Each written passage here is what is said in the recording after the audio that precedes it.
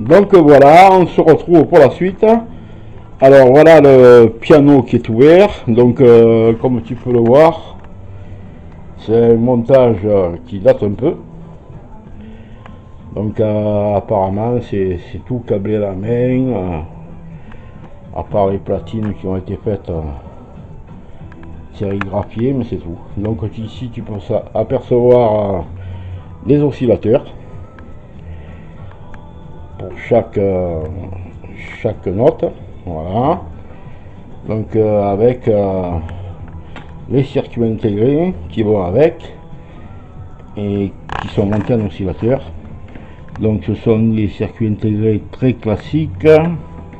J'arrive pas à voir ce que c'est pour l'instant. Alors attends, je vais te dire. Hop, pardon, j'ai appuyé sur une touche. Attends, ça fait pas loupe. Ben je sais pas. C'est une référence, je sais pas.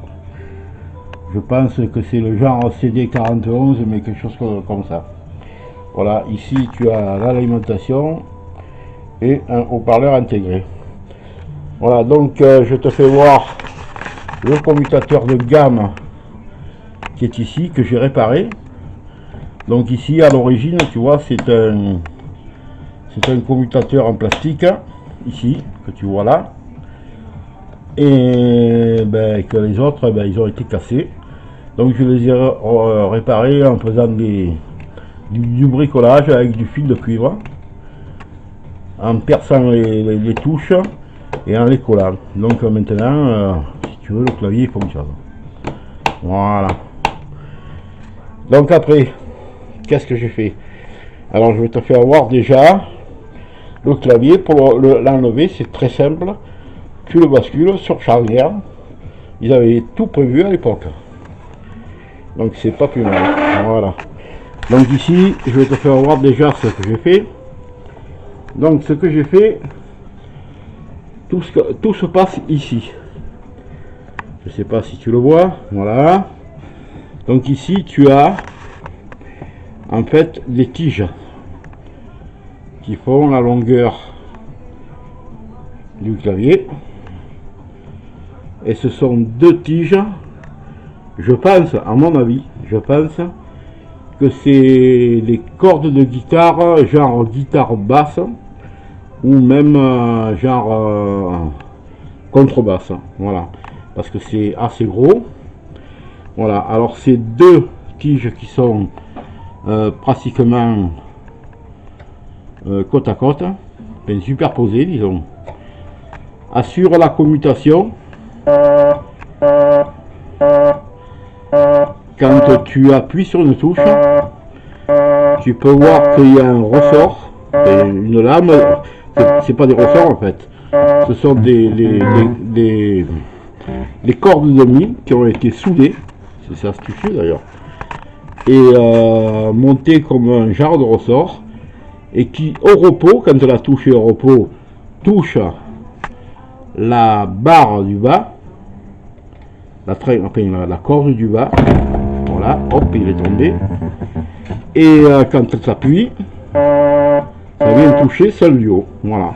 Alors la corde du bas, la tringle du bas plutôt, elle est reliée directement à la masse. C'est pour éviter que quand l'oscillateur est au repos, ça ronfle. Et quand tu appuies sur la touche et que ça fait contact, en fait, ça met l'oscillateur en service, et ça, la fréquence sélectionnée entre en jeu, et ça marche. Voilà, alors ce qu'il me reste à faire, c'est donc, parce que là j'ai donc tout démonté ça, donc ici dans ce coin là, comme tu vois, je les ai dessoudés à ce niveau là, ici, je les ai tirés avec la visseuse dévisseuse pour éviter de faire trop de contraintes, en tournant et doucement et en tirant en même temps. Donc elles sont sorties parce que je ne pouvais pas les enlever autrement. Et au départ, ces deux tiges là étaient complètement noires d'oxydation, ce qui fait qu'il y a les contacts, ils marchaient pratiquement pas. Voilà. Donc Donc après j'ai remplacé en fabriquant des petits ressorts comme ça avec une corde de mie, j'ai fabriqué les contacts de touche. Voilà. Et donc il me reste pour finir ici le clavier,